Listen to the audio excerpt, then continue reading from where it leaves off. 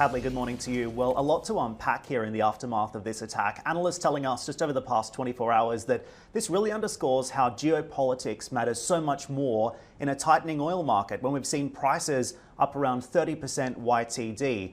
At the same time, this attack is also a reminder of just how fragile the security environment is in the region.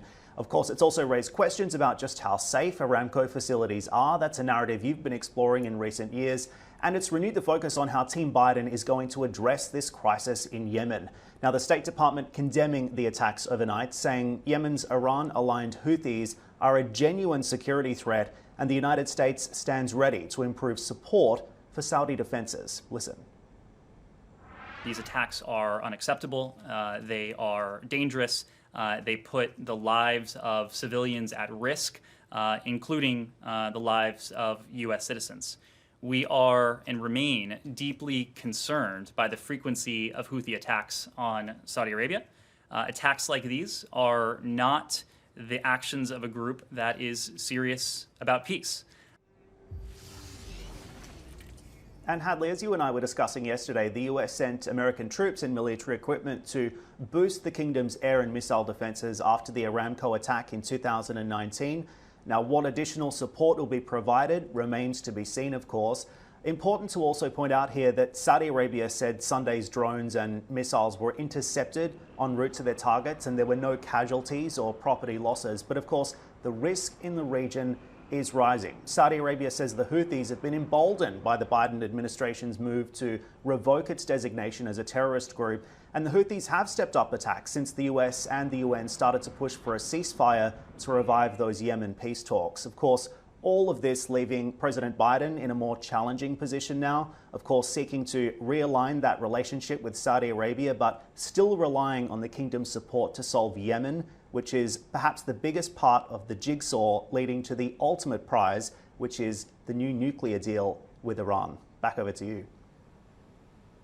Great stuff, Dan. I want you to stick with us. John Driscoll is joining us now. He's the chief strategist at JTD Energy Services, and he joins us from Singapore. John, great to have you on the program. Where does this leave us in terms of strategy, in your view? Because there's so many moving parts, as there always are when it comes to the region and security and oil. Well, last week was a unique week. I mean, it was capped really by this March 4th decision that by OPEC Plus and the Saudis, where they kind of caught the market wrong-footed. Everybody was expecting the OPEC Plus would release more oil back into the market, but they rolled over their cutback. So that sent oil in an upward move. And then over the weekend, we had this further disruption. And having been in the Singapore oil market for 35 years, this is a familiar manic Monday scenario. Something happens over the weekend. It's disruptive. It rattles everybody, and we are braced for a big surge in oil prices. The same thing happened on September 14th, 2019, with the attacks on Abqaiq and Gawar.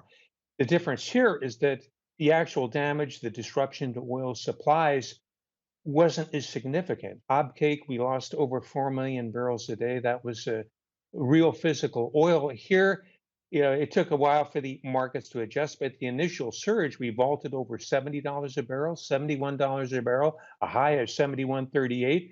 But by the time the rest of the world caught up with us, we were plummeting back below 70. I think we hit a low of around 67.80. We're about $1 over that. But it reminds us how it brings volatility back to the fore. It also shows us the psychological element here. How fragile and precarious things are in the Middle East. We're coming in on the back of U.S. attacks on Shia militias in Iraq. The U.S., the Biden administration has been tested. I sense they would like to pivot back towards Asia, but they can't get out of the Mideast. They can't. This is a perennial problem for U.S. diplomats.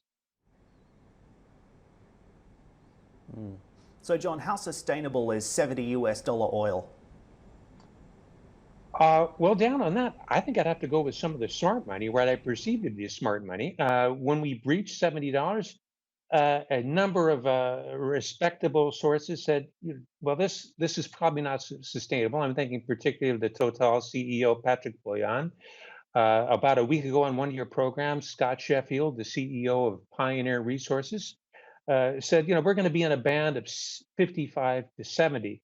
But this looks like, what's really propping the market is this effective supply side management by the Saudi minister Abdulaziz bin Salman.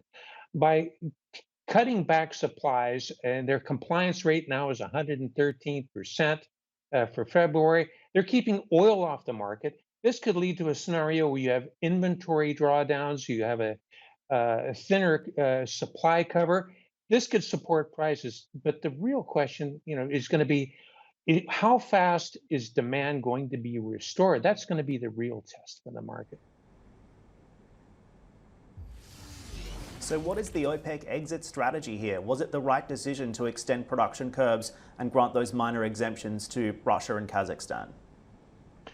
Well, they're playing a very shrewd kind of strategic game here, kind of managing this fine balancing, keeping the Russians happy, to a lesser extent Kazakhstan.